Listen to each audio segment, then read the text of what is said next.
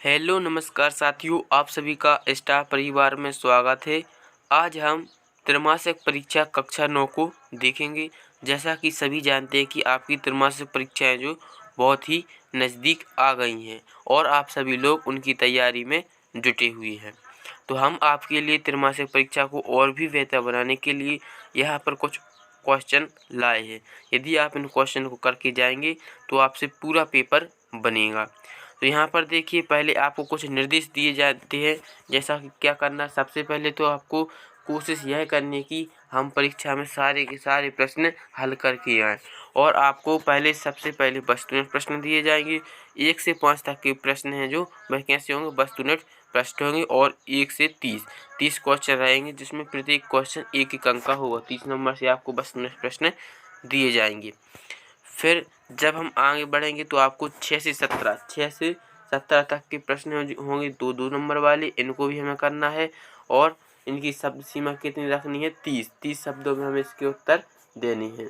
प्रश्न क्रमांक 5 से यानी 18 से 20 प्रश्न 18 से 20 तक के प्रत्येक प्रश्न कितने नंबर के होंगे, 3 नंबर वाले होंगी और इनकी शब्द सीमा हमें 75 शब्द रखना है। और आपको 21 से 23 तक के जो प्रश्न मिलेंगे वह होंगे 4 अंक के और इनकी शब्द सीमा आपको 120 शब्द रखनी है। तो आपको ऐसे प्रश्न हैं जो आपको बिल्कुल करके आना है और आपको कोशिश यह करनी है कि पूरा से पूरा पेपर हम अटेम्प्ट कर सकें। ठीक है, अब देखते हैं विकल्पों का। पहले हम जानकारी ले लीजिए। पहला प्रश्न है, इसमें क्या करना है, विकल्प चुनकर लिखिए। वस्तुनिष्ठ प्रश्न है, सबसे पहले क्या करना है, विकल्प चुनकर लिखना है। अब पहला प्रश्न क्या है, कबीरदास की एक रचना है। पूछा गया है कि कबीरदास की रचना कौन सी है। 4 ऑप्शन दिए हैं। पहला ऑप्शन है साकेत, दूसरा है बीजक, तीसरा है कुरुक्षेत्र और चौथा है यामा। तो यहाँ पर बताइए कबीरदास की एक रचना कौन सी है। कबीरदास की एक रचना है बीजक। बीजक है जो कबीरदास की रचना है और आपको हो सके तो कबीरदास का जीवन परिचय भी याद करके जाना है, क्योंकि आगे 4 नंबर के क्वेश्चन में यह क्वेश्चन पूछा जा सकता है। ठीक है, तो कबीरदास की रचना क्या हो जाएगी, बीजक। 12 नंबर का सही हो जाएगा। दूसरा प्रश्न देखिए, प्रश्न क्रमांक दूसरा है, रसखान किस भक्ति शाखा के कवि है। तो रसखान है जो राम भक्ति शाखा के कवि थे। तो पहला ही इसका आंसर हो जाएगा। अब देखते हैं तीसरा क्वेश्चन क्या है, छंद की मुख्यतः कितने भेद होते हैं। प्रश्न में पूछा गया कि छंद की मुख्यतः कितने भेद होते हैं। आ ऑप्शन है 2, बा ऑप्शन है 4, ऑप्शन सी है 3 और ऑप्शन दा है 7। तो इसमें बताइए कि छंद की मुख्यतः कितने भेद होती हैं। तो छंद की सभी जानते हैं मुख्यतः कितने भेद होती हैं, 4 भेद होती है। ठीक है, तो इसका 12 नंबर का सही आंसर हो जाएगा। अब देखो चौथा प्रश्न, रीढ़ की हड्डी एकांकी का प्रमुख पात्र कौन है। आ नंबर लिखा है उमा, ब नंबर लिखा है शंकर, ऑप्शन सा है रामस्वरूप, ऑप्शन दा है गोपाल प्रसाद। तो यहाँ पर आप बताइए कि रीढ़ की हड्डी एकांकी का प्रमुख पात्र कौन है, उमा है। उमा है जो रीढ़ की हड्डी का प्रमुख पात्र है, जिसका आंसर सही होगा आ नंबर का। ठीक है, पांचवा प्रश्न देखिए। पांचवें प्रश्न में क्या पूछा गया, रंगीला शब्द का कौन सा प्रत्यय है। रंगीला, यहाँ पर शब्द को देखना है और प्रत्यय क्या कहलाता है, जो पीछे जुड़ता है। तो यहाँ पर बताइए रंगीला शब्द का सही प्रत्यय क्या होगा। तो यहाँ पर देखिए रंगीला शब्द है जो, इसका सही प्रत्यय क्या है। ऑप्शन आ लिखा है रंग, ऑप्शन बा है सा, ऑप्शन सा है ला, ऑप्शन दा है ईला। जिसका बताइए सही आंसर क्या हो जाए रंगीला का। इसका सही आंसर है ईला, ऑप्शन नंबर द। रंगीला शब्द में कौन सा प्रत्यय, ईला प्रत्यय है, तो इसका द नंबर का सही आंसर होगा। प्रश्न क्रमांक 6वां है, कृतिका में आए पाठ में एकांकी का नाम बताइए। अब कौन सा पाठ है, कृतिका में आए हुए पाठ में कौन सी एकांकी है, उसका नाम बताना है। तो एकांकी का नाम क्या हो जाएगा, देखो ऑप्शन आ लिखा है कर्मभूमि, ऑप्शन बा है माटी वाली, ऑप्शन सा है रीढ़ की हड्डी, ऑप्शन दा है जय गंगा। तो इसका सही आंसर क्या है, कृतिका पाठ में कौन सी एकांकी आई है, रीढ़ की हड्डी वाली एकांकी आई है। तो इसका आंसर क्या हो जाएगा, रीढ़ की हड्डी, ऑप्शन नंबर 7। ठीक है, प्रश्न क्रमांक 6 का। तो ये तो हो जाएंगे आपके विकल्प। ठीक है, 6 ही विकल्प हो गए। अब हम प्रश्न क्रमांक दूसरा देखते हैं। दूसरा प्रश्न क्या है, रिक्त स्थानों की पूर्ति कीजिए। अब हमें क्या करना है, खाली स्थान भरना है।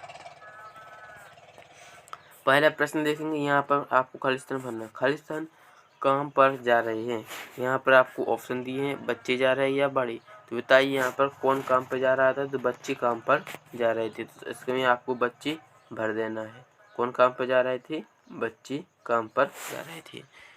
फिर ऑप्शन दूसरा देखेंगे। दूसरा प्रश्न क्या है, रस के प्रकार खाली स्थान है। तो रस के प्रकार कितने हैं, 10। यहाँ पर 10 लिखेंगे। बी रस का स्थायी भाव खाली स्थान है। तो बी रस का स्थायी भाव क्या है, शोक है या फिर उत्साह। तो बी रस का स्थायी भाव क्या है, उत्साह है। तो इसका उत्साह आपको यहाँ पर लिख देना है। लेखक के सामने खाली स्थान का फोटो है। लेखक के सामने किसका फोटो था, प्रेमचंद का। तो इसमें सही क्या है, प्रेमचंद है। कलाई खुलना का अर्थ है। कलाई खुलना का अर्थ क्या है बताओ। कलाई खुलना मतलब रस का खुलना, इसका मतलब क्या हुआ, पोल खुलना। कलाई खुलना का अर्थ क्या हो जाएगा, पोल खुलना। समास के कितने भेद होते हैं, समास के खालिस्तान भेद होती हैं। तो सभी जानते हैं समास के कितने भेद होते हैं, समास के 6 भेद होते हैं। समास की कितनी भेद होती है, 6 भेद। कौन कौन से सभी जानते हैं, तत्पुरुष समास, द्वंद्व समास, द्विगु समास, बहुब्रीहि समास, अव्ययीभाव समास। अब देखते हैं प्रश्न क्रमांक तीसरा। इसमें क्या करना है, आपको सही जोड़ी मिलानी है। सही जोड़ी मिलानी है। सही जोड़ी मिला लेंगे, कैसे मिलाएंगे, यहाँ पर देखो कबीर, कबीर की क्या आ जाएगी, कबीर की है जो यहाँ पर रचना क्या हो जाएगी, शबद। कबीर की 3 रचनाएं याद कर लीजिए, साखी, शबद, रवैनी। कबीर की कौन कौन सी रचना है, साखी, और दूसरी है शबद, और तीसरी है साखी, शबद और रमैनी। ठीक है, ये 3 रचनाएं कबीर की हैं। यदि आप इनमें से कोई भी रचना आ जाए तो कबीर से जोड़ी मिलाएंगे। ठीक है, कबीर की क्या हो जाएगी, शबद। बाक, बाक की मिलाना आपको ललगद्द से। और रसखान की क्या है, सवैये। रचना क्या है, बाक कितने प्रकार की होती है, 3। और राजेश जोशी, राजेश जोशी क्या है, मिट्टी का चेहरा। राजेश जोशी मिट्टी का चेहरा। शत्रु का विलोम क्या है, मित्र। शत्रु का विलोम क्या है, मित्र। तो यह है जो आपको सही जोड़ियाँ इस तरह से मिला देनी है। ठीक है, अब आते हैं सत्य असत्य पर। प्रश्न क्रमांक 7 असत्य देखेंगे। यथाशक्ति अव्ययी समास का उदाहरण है, ये सत्य है। क्या हो जाएगा, सत्य। सच्चा ज्ञानी भाई है जो स्वयं को जानता है, यह भी कैसा है, सत्य है। और निराला की रचना कुकुरमुत्ता है। सूर्यकांत पर निराला की रचना क्या है, क्या है, कुकुरमुत्ता। बिल्कुल यह भी सत्य है। रामचरितमानस एक महाकाव्य है।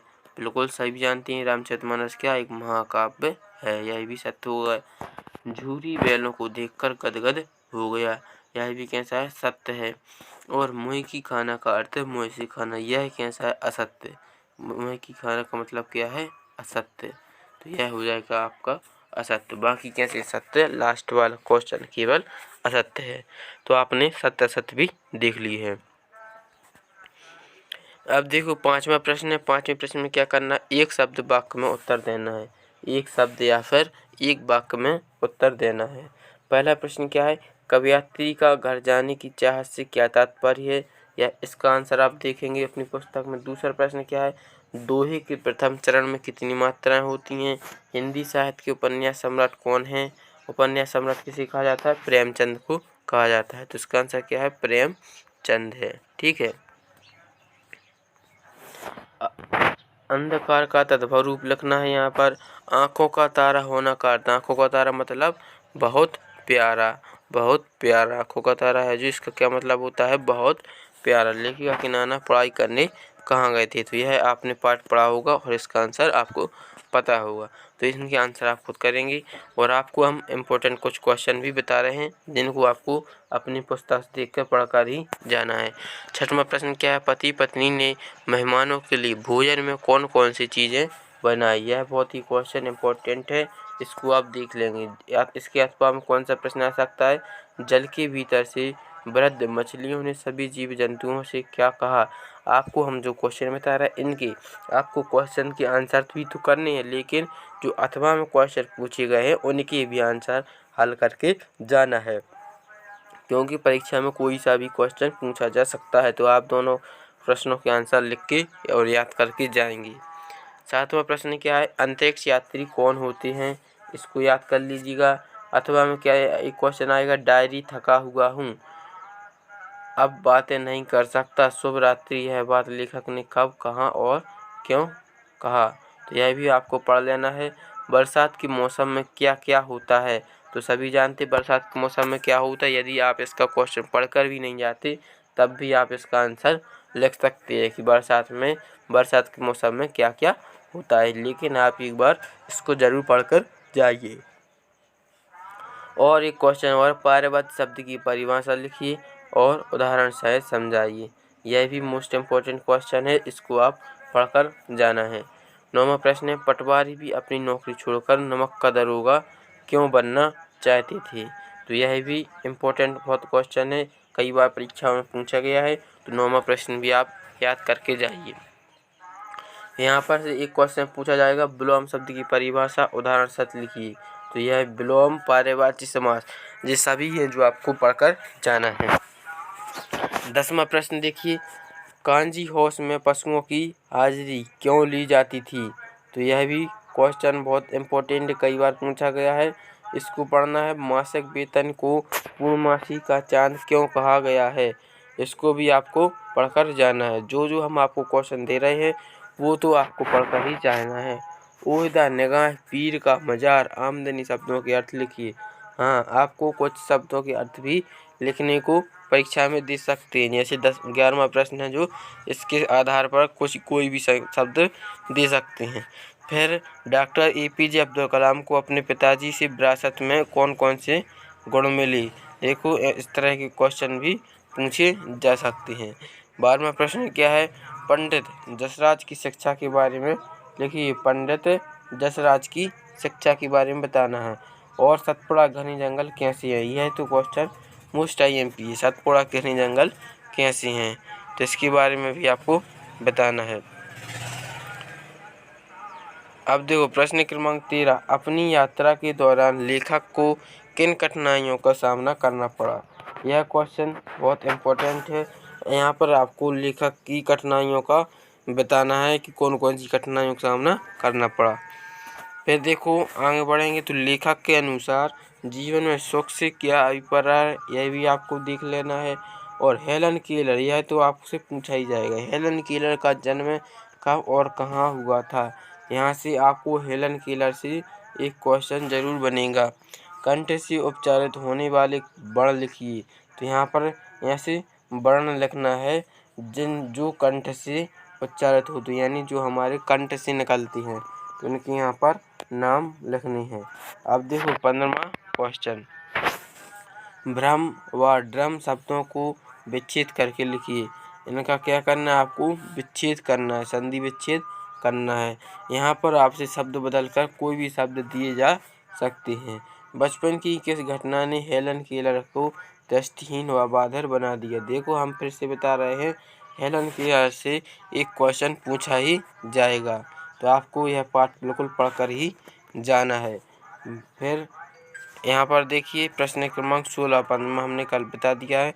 16वां प्रश्न क्या है, पंडित जसराज की संगीत शिक्षा की शुरुआत किस आयु में हुई थी। तो यह भी बहुत सारा इम्पोर्टेंट क्वेश्चन है। प्रश्न क्रमांक 16 और 17 दोनों प्रश्न बहुत इम्पोर्टेंट। नई शिक्षा ने डॉक्टर APJ अब्दुल कलाम को बचपन के पीछे का बेंच पर क्यों मिटा दिया है, देख लेना। एक क्वेश्चन, छोटी बच्ची को बैलों के प्रति प्रेम क्यों उमड़ आया। तो यह क्वेश्चन तो बहुत इम्पोर्टेंट है। किन घटनाओं से पता चलता है कि हीरा और मोती में गहरी दोस्ती है। हाँ, ये भी देख लेना, बहुत इम्पोर्टेंट है। हीरा और मोती में गहरी दोस्ती किस घटना से पता चलती है। और आगे देखते हैं प्रश्न क्रमांक 18। 18वां प्रश्न में क्या पूछा गया है, ओए अब देखिए 18वां प्रश्न में यह भी इम्पोर्टेंट है। मेहमान थाली, यह भी इम्पोर्टेंट, इनका वाक्यों में प्रयोग करना है। तो यह सरल क्वेश्चन है, आप सभी कर लेंगे। 19वां प्रश्न में क्या पूछा गया है, निम्नलिखित शब्दों में से विशेषण को छांटकर, इनमें से आपको विशेषण छांटना है। हमने आपको विशेषण के बारे में बताया था, आप वह लिख लेंगे। और आपने यह तो कविता पढ़ी होगी, इसमें कि आपको प्रथम की 2 पंक्ति लिख लेना है। 20वां प्रश्न क्या है, भूख मीठी या भोजन मीठा से क्या अभिप्राय है, तो यह भी आप कर लेंगे। लेखक ने उपभोक्ता संस्कृति को हमारे समाज के लिए चुनौती क्यों कहा है, तो यह भी इम्पोर्टेंट क्वेश्चन है। और अब देखते हैं प्रश्न क्रमांक 21। 21वां प्रश्न क्या, निम्नलिखित मुहावरों का अर्थ लिखिए, वाक्यों में प्रयोग कीजिए। मुहावरों के अर्थ बताना है और वाक्यों में प्रयोग करना है। जैसे आँख में धूल झोंकना, अपना उल्लू सीधा करना, ये 2 मुहावरे हैं जो बहुत ही इम्पोर्टेंट हैं। और एक और आँख का तारा होना। फिर एक क्वेश्चन आएगा अथवा में दिए गए विलोम चिन्ह, विराम चिन्ह के बारे में हमने आपसे फिर से बताया, विलोम, विराम, संधि विच्छेद, यह तो आप करके ही जाएं। 22वां क्वेश्चन, 1-2 क्वेश्चन और बचे हैं जिनको आपको देख कर जाना है।